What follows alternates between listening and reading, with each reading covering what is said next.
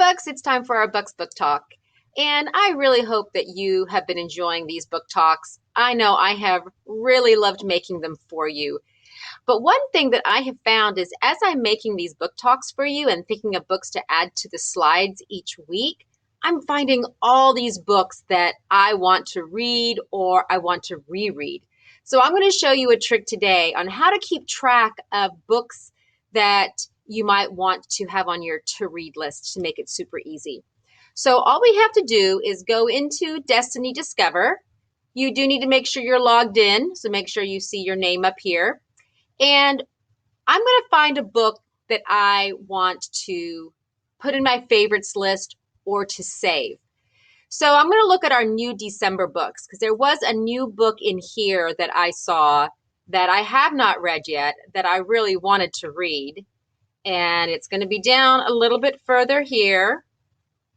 And let's see, where was it? This one, The Camelot Betrayal. So this is the second book. The first book was called The Guinevere Deception, and it's set back in the time of King Arthur. But Guinevere is actually responsible for protecting King Arthur, not the other way around. So it's a really cool book series, but the second book just came out. So I really want to remember that this is one of the books I want to read because I've got so many books that I see and I'm like, oh, that one looks so good. I want to read it. But obviously, you can only read one book at a time. So you find the book that you want, and I can open it up. And right here, I see there's a favorite button. I'm going to click on favorite, and it's now in my favorite list. So where is that list? Where did it go? So what I'm going to do now is come back over here to these three little lines, a little hamburger icon, I like to call it. And if I click all the way, I come all the way down to where it says favorites. And I can click on my favorites and I can see now I have this book. So you can use this space in Destiny Discover for a couple of different things. Some people like to keep track of what they've read, although I'm going to show you why you don't need to use that for this purpose. But also for books that you want to read. So I would use favorites for books that you want to read. This is a great one. Then after you've read it, you just unfavorite it. It comes right out of your list. Nobody sees this list. This is only for you. But it is a great way when you see a book you want. Maybe it's on hold for somebody else. You know you're not going to be able to get it for a while. So you go check out something else, but you don't want to forget about that one book.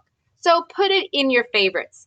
Now, if you want to keep track of what you've read already, Destiny already does that for you. So if I click on my little hamburger icon again and I come down to my history, I can click on my history, and depending on how many books you've got in there, I've got a lot, it's going to take a while. But now I can see all of my books that I have read. So again, you can't access my history, you can only access your own history. But it is a great way to look back and see what you've read. And it even tells you when you read it. So you can see how many books you've read in a month, how many books you've read since the beginning of the year, how many books you've read since the beginning. Now, I believe it should even, these are all from 2020. It's been a busy year reading books. So it can go back quite a ways. So anyway, those are two great features of Destiny Discover that you may not have known about. So again, that is your favorites and your history. So those two are a couple of great options for you to look at. All right, so let's get right on to our books this week.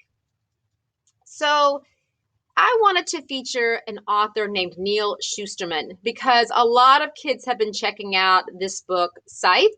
This was his most recent book. Well, it's now had some series, some sequels to it, but it's a pretty great dystopian, futuristic, a little gory, a little violent, but it is good. But the book that I wanted to talk to you guys about is called Dry. So this book is going to make you want to go make your parents stock up on water because it's set in the not too near future, or it could even be in present day. And of course, the country is under a drought. California, always in drought circumstances. But in this book, California has run out of water. There's none left. The lakes have dried up, the reservoirs have dried up. You turn on your faucet in your kitchen and nothing comes out.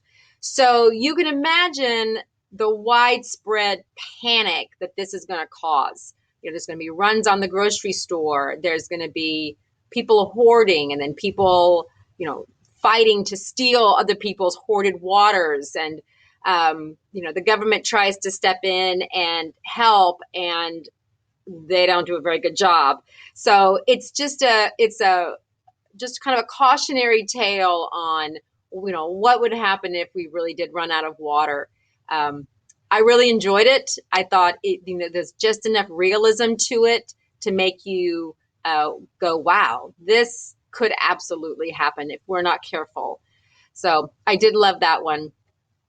Unwind, this one was bizarre. So very quickly in Unwind, it's set in the future, and instead of parents being able to have abortions before the children are born, parents get to decide at the age of 13, I think it's 13, whether or not they want to keep their kids or not.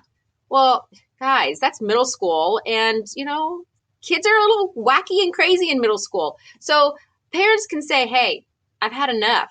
And then you get what's called unwound, which means you kind of get repurposed, recycled. Your parts, your body parts get given to other people. And it's pretty horrifying.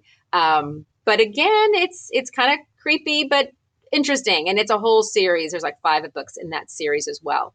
So that is Neal Shusterman.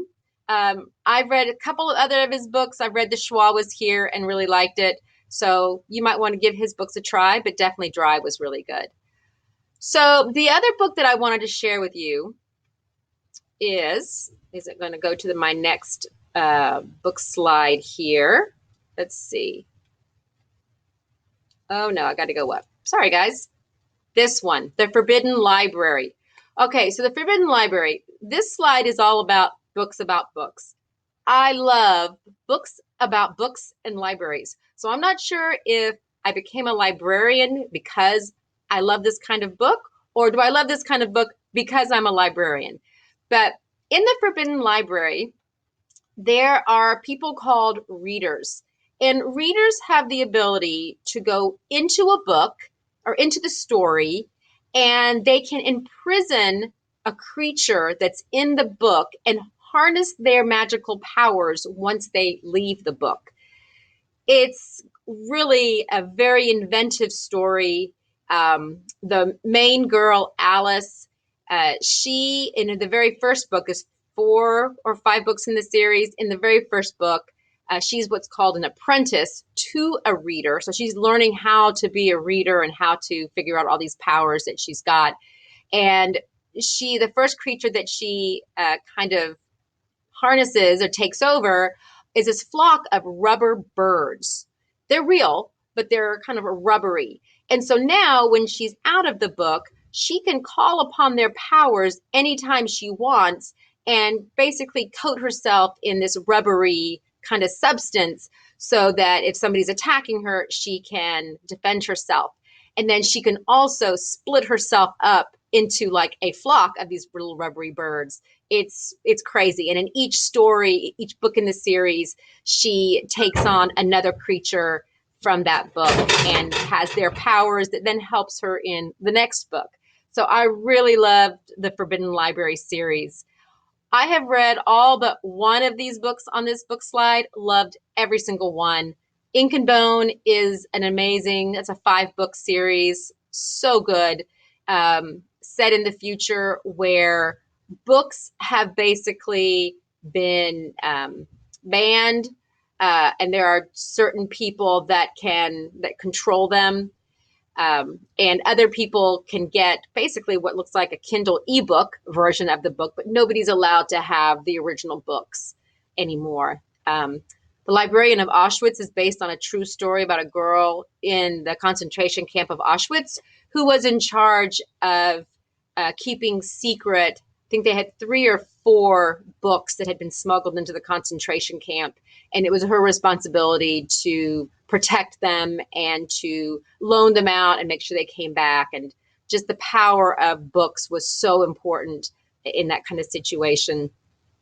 Inkheart, that was turned into a movie. Again, the idea of being able to read into a book, like in the Forbidden Library, but in Inkheart, this man and his daughter, when they read a story out loud, can bring characters to life from a book. So the character in the book now becomes a real person outside of the book.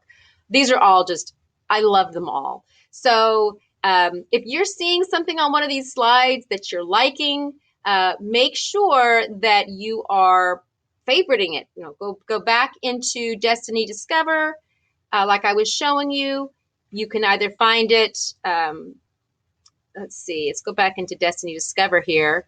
Remember that if you don't remember what's on a slide, you can go back and look at the book talk again on the YouTube channel, and you can go back then and look and see what books it was. Then you can search for them and put them in your favorites list. You can scan some of the new collections. We have our new December books. I just added books with dogs and books for foodies. Those are 2 new collections that I made this week. So you can check those out. And again, if you see something you like, put it on hold. Some of these are fiction, some of these are nonfiction, but they all have something to do with food. So find yourself something good to read, guys. Again, if you have any questions about what I am showing you, just send me an email or ask your teacher, come down and talk to me, and I'll help you out. So enjoy, have a fabulous holiday break, 2 whole weeks. Make sure you've got something good to read, either a book or be checking out those ebooks and audiobooks. All right, guys, I'll see you next year.